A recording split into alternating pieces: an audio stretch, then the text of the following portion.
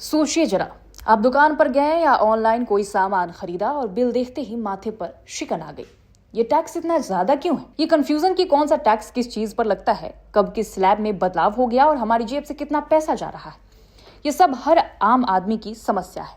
जी हाँ, ये वही कहानी है जीएसटी की, यानी गुड्स एंड सर्विस टैक्स की। साल 2017 में इसे देश भर में लागू किया गया था। कहा गया था कि वन नेशन वन टैक्स होगा और सब आसान हो जाएगा। लेकिन 7 साल बाद भी जीएसटी को लेकर सवाल, शिकायतें और विवाद खत्म नहीं हुए। अब सरकार ने संकेत दिए हैं कि जीएसटी 2.0 की तैयारी हो रही है। इसका मतलब है कि पूरे टैक्स सिस्टम में बड़े बदलाव ला सकते हैं। तो आज हम बात करेंगे जीएसटी में दिक्कतें क्या क्या हैं, सरकार अब कौन सी नई तैयारी कर रही है और आखिरकार इसका असर आप और हम जैसे आम लोगों की जिंदगी पर कैसा पड़ेगा। चलिए शुरुआत करते हैं इस टैक्स की कहानी से।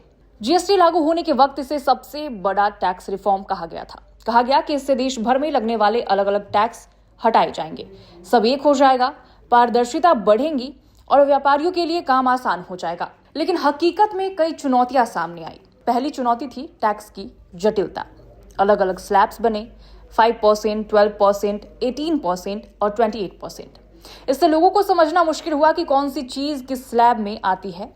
कई बार एक ही प्रोडक्ट पर अलग अलग राज्यों में अलग अलग तरह का इंटरप्रिटेशन हो गया और आम आदमी के लिए ये और भी उलझन भरा साबित हुआ।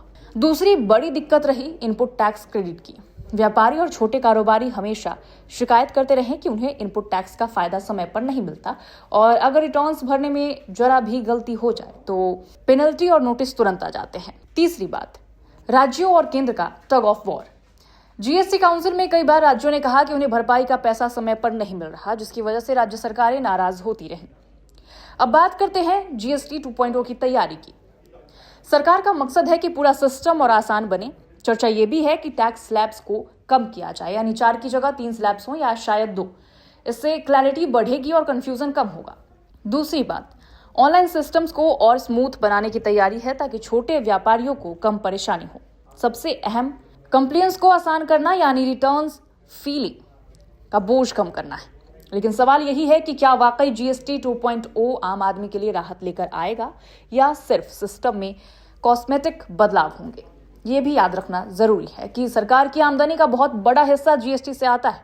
ऐसे में सरकार रेवेन्यू को कम नहीं होने देगी। मतलब अगर कहीं राहत दी जाएगी तो शायद कहीं और टैक्स बढ़ भी सकता है। Actually, almost all goods are between 18 and 5.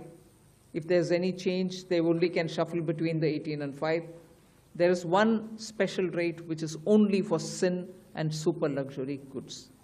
That special rate of 40% has also been proposed and it's cleared. That will apply only to pan masala, cigarettes, gutka, and other tobacco products such as chewing tobacco, products like zarda, unmanufactured tobacco, and BD. All goods including aerated waters containing added sugar or other sweetening matter or flavored, caffeinated beverages, carbonated beverages or fruit drink, or carbonated beverages with fruit juice and other non-alcoholic beverages, excluding those specified at lower rates, will all be covered under 40%. तो GST का सफर शुरू हुआ था बड़े वादों के साथ, one nation one tax. लेकिन आज भी ये नारा अधूरा लगता है क्योंकि सिंप्लिसिटी की बजाय कॉम्प्लेक्सिटी बढ़ी है और अब सरकार जीएसटी 2.0 की बात कर रही है। ये जीएसटी 2.0 सिर्फ नाम का बदलाव होगा या वास्तव में लोगों की जिंदगी आसान बनाने वाला सुधार, ये आने वाला वक्त बताएगा। सच तो ये है कि टैक्स का सीधा असर हर भारतीय की जेब पर पड़ता है। आप दूध खरीदें या मोबाइल, बाइक खरीदें या बीमा भरें, हर जगह जीएसटी शामिल है। ऐसे में अगर सिस्टम ट्रांसपेरेंट और आसान हो जाए तो आम जनता को सीधा फायदा मिलेगा।